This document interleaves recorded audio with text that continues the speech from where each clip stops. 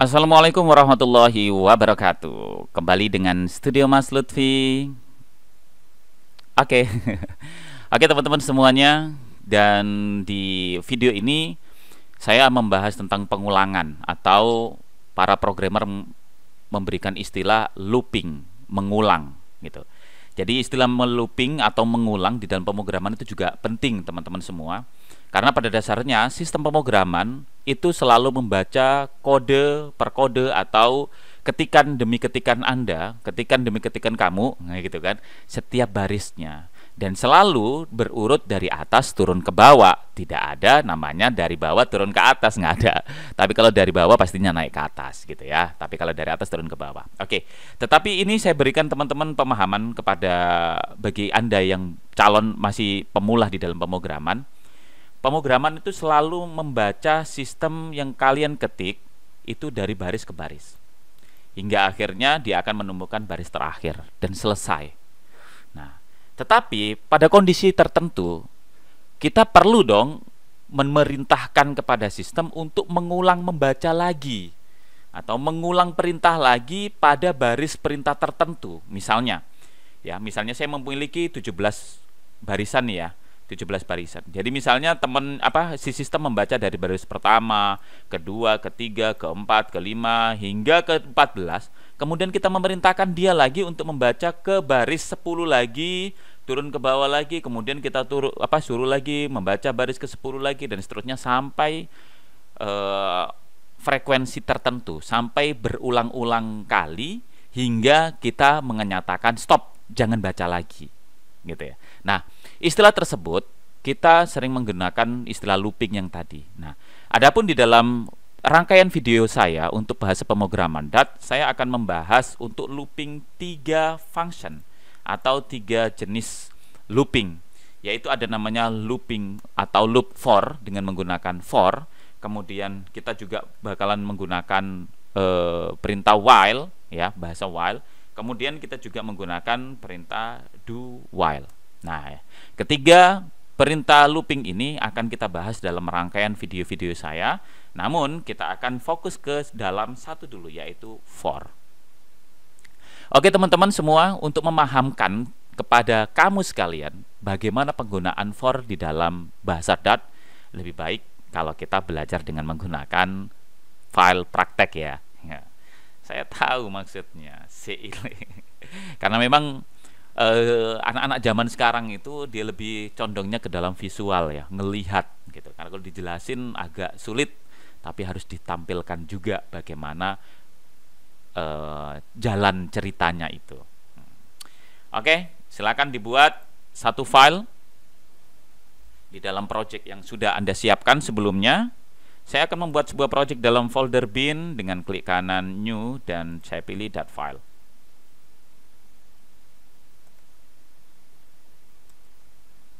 Oke, di sini saya akan memberikan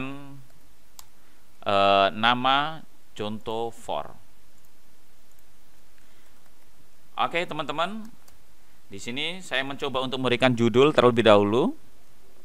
Ini contoh penggunaan pengulangan for.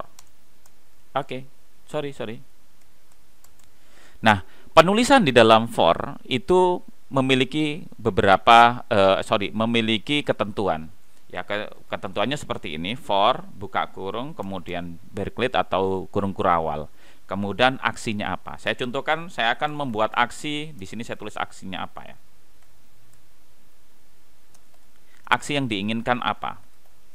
Sebagai contoh saya akan mengeprint sebuah perintah, ini penggunaan atau ini pengulangan for.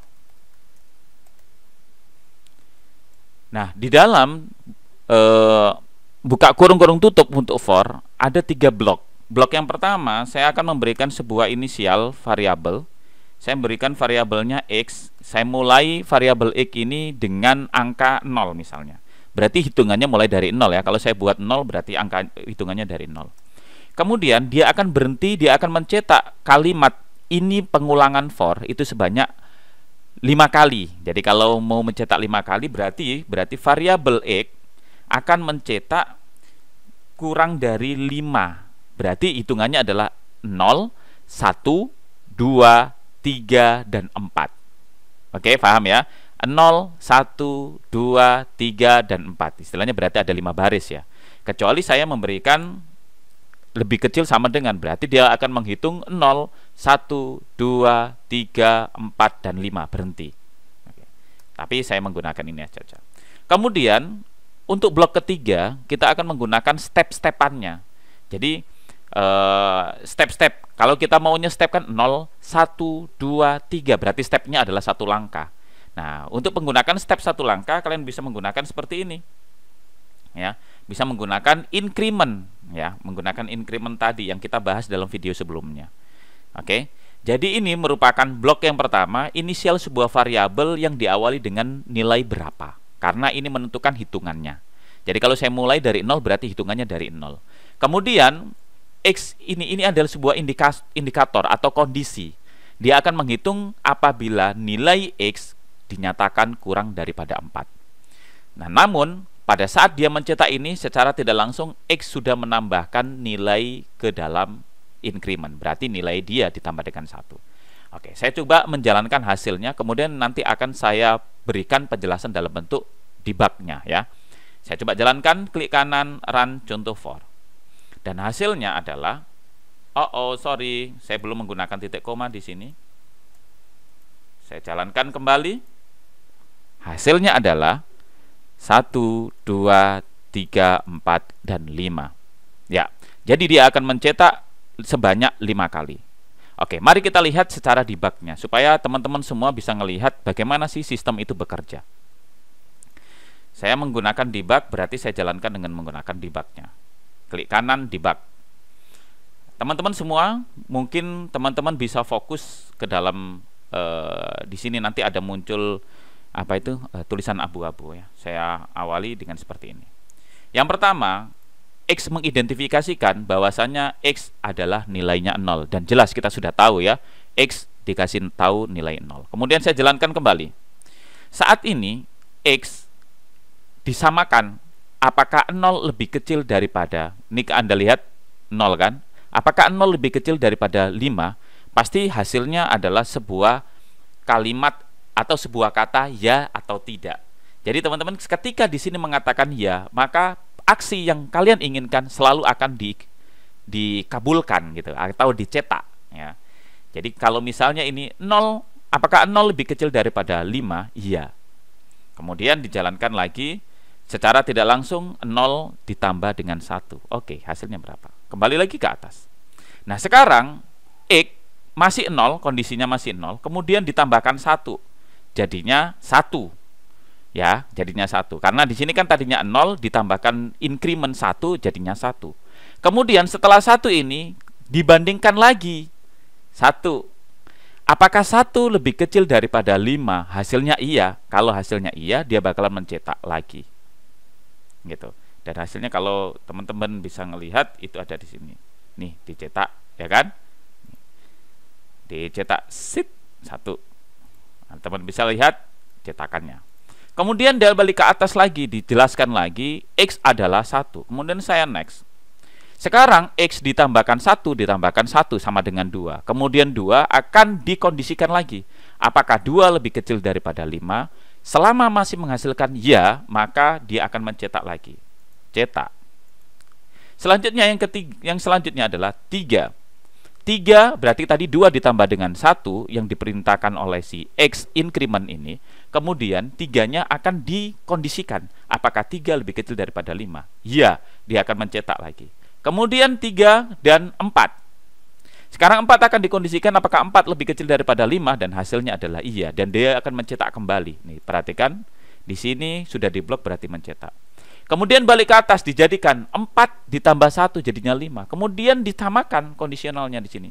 Apakah 5 lebih kecil daripada 5? Tidak. 5 itu bukan lebih kecil daripada 5, broken. Gitu kan? Tapi 5 itu sama dengan bukan lebih kecil. Kalau dia menyatakan tidak, maka tidak ada aksi yang diinginkan. Perhatikan, aksi ini akan dilompati sama dia dan dinyatakan selesai. Hasilnya Anda bisa melihat pada konsol, yaitu 1, 2, 3, 4, dan 5. Oke teman-teman, bisa paham ya. Nah, saya coba untuk menuliskan di sini sekarang. Saya tidak menuliskan kalimat ini, tapi saya mau melihat nilai daripada X. Ya, nilai daripada X. Kalau saya jalankan, hasilnya seperti ini. Ya, jadinya oke, 0, 1, 2, 3, dan 4. Jadi sebenarnya pada konsep dia menjalankan, X ini selalu ditambahkan 1 karena dia bentuknya adalah increment. Lompatannya adalah lompatan 1. Mas, bagaimana kalau lompatannya itu adalah 2? Oke, seperti ini ya. Saya coba jalankan, hasilnya seperti apa. Nah, kalau lompatannya 2 ya jadinya jadi banyak terus nggak selesai-selesai gitu. Ya. Oke. Mungkin yang paling gampang itu adalah lompatannya 1 tadi. Nah, teman-teman, mungkin itu penjelasannya. Kita menggunakan pengulangan for. Mudah-mudahan pengulangan for ini bisa memberikan penjelasan kepada kamu sekalian tentang penggunaan pengulangan itu seperti apa. Oke, mohon maaf bila ada kekurangan dan sampai jumpa di video berikutnya.